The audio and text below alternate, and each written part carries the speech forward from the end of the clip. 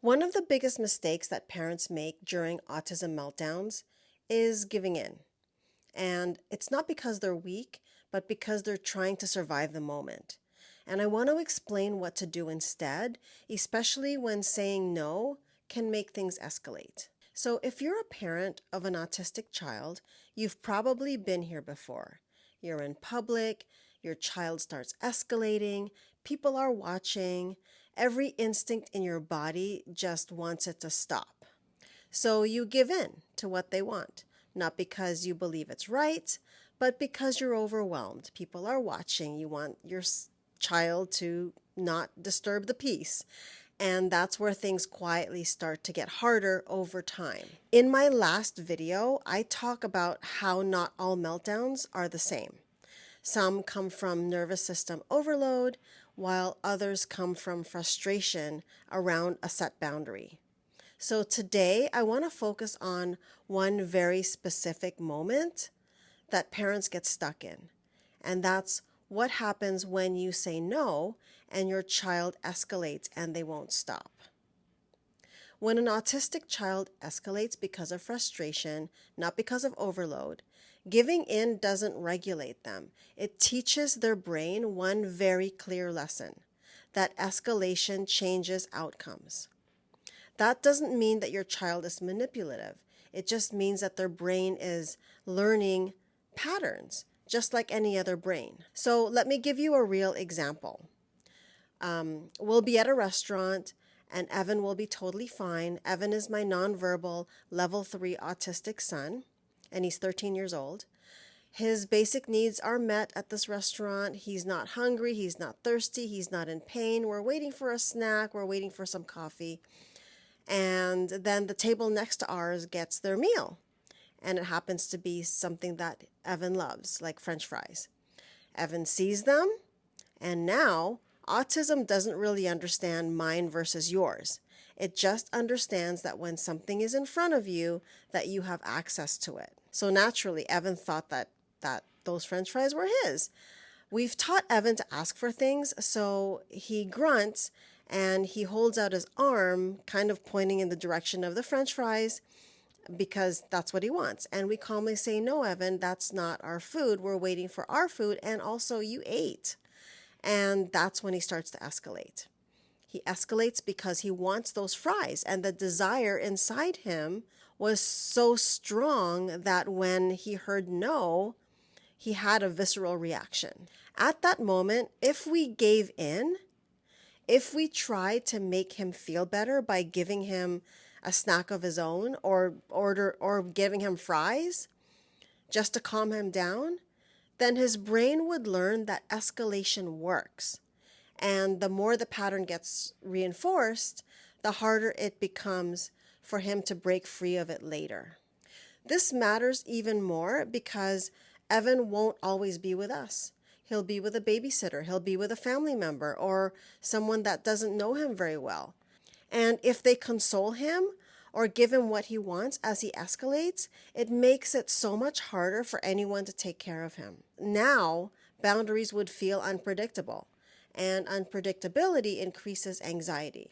And this is usually where parents will stop and say, "Okay, what if I say no and my child just keeps escalating?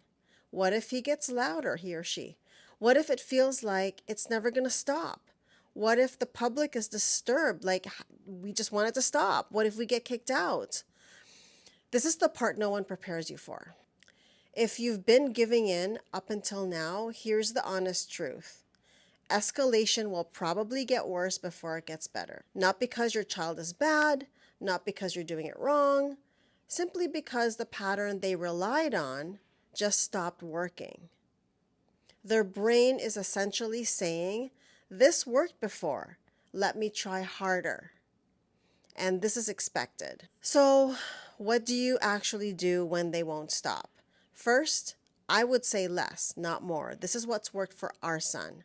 Explanations during escalation usually only add more fuel, especially when emotion is involved. Second, we would stay physically present but stay emotionally stable, steady.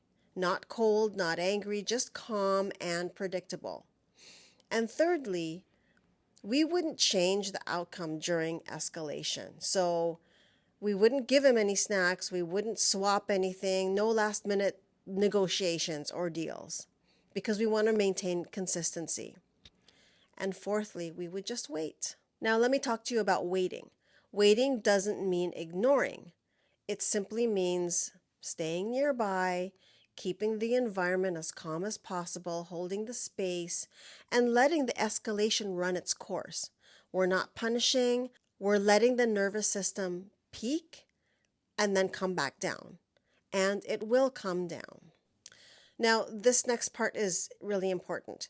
Sometimes, yes, you can give them what they wanted after they calm down, but only if calm is clearly what moved things forward. Escalation can never be the thing that unlocks the reward, but calm can. And only if the original no was about timing, not about safety or fairness. In our son's case, with the French fries, those fries were never his to begin with. So he doesn't get them even after the calm. He may get a snack or he may get something else, but he will not get those fries. And he's just going to have to learn that new pattern.